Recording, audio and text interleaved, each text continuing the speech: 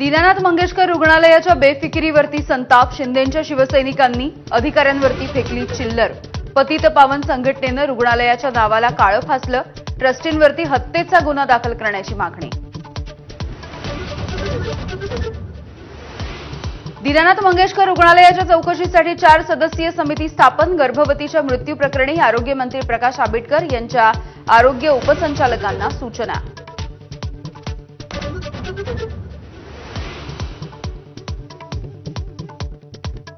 शिवाजी महाराजांचा अवमान करणाऱ्यांच्या विरोधात कायदा होणार. गृहमंत्री शहांच्या उपस्थितीमध्ये रायगडावरती मुख्यमंत्री घोषणा करणार. खासदार उदयनराजेंची माहिती.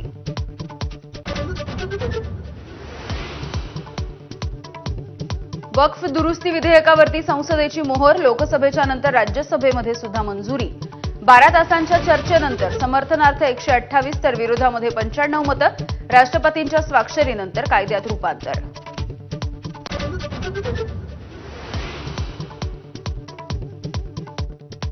वक्फ विधेयकाच्या चर्चेच्या दरम्यान प्रफुल्ल पटेल, संजय राऊत यांची राज्यसभेमध्ये जुगलबंदी. पटेल कोणाचे नाहीत, ते दलाल आहेत, राऊतांची टीका. तर अंगूर खट्टे है असं म्हणत पटेलांनी सुद्धा डिवचलं. गृहराज्यमंत्री योगेश कदम यांनी घेतली देशमुख कुटुंबाची मस्साजोग इथे भेट. हत्या प्रकरणाच्या तपासावरती चर्चा. ज्यांच्यावरती शंका आहे ते अधिकाऱ्यांना माफ करणार नाही, कदमांचं आश्वासन.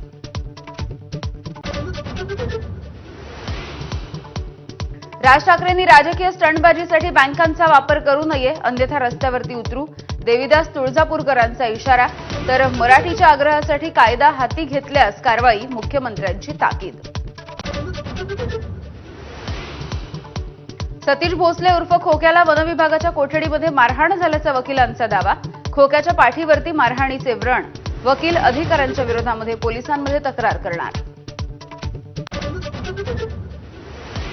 नांदेडच्या आलेगाव शिवारामध्ये ट्रॅक्टर विहिरीमध्ये कोसळून भीषण अपघात. 8 महिला मजुरांचा मृत्यू. प्राध्यापक आनंद तेलतुंबडेंना परदेशामध्ये जाऊ देण्यासाठी एनआयएचा विरोध. देशविरोधी कारवायांमध्ये तेलतुंबडेंचा सहभाग. परदेशात गेल्यास तेलतुंबडे परत येण्याची शक्यता कमी, एनआयएचा दावा. पुण्यासह रायगड, सातारा, महाबळेश्वरमध्ये अवकाळीचा तडाखा. वादळी वाऱ्यासह मुसळधार पावसामुळे अनेक ठिकाणी रस्ते पाण्याखाली. तर आंबा, हळद आणि कांद्याचं सुद्धा मोठं नुकसान.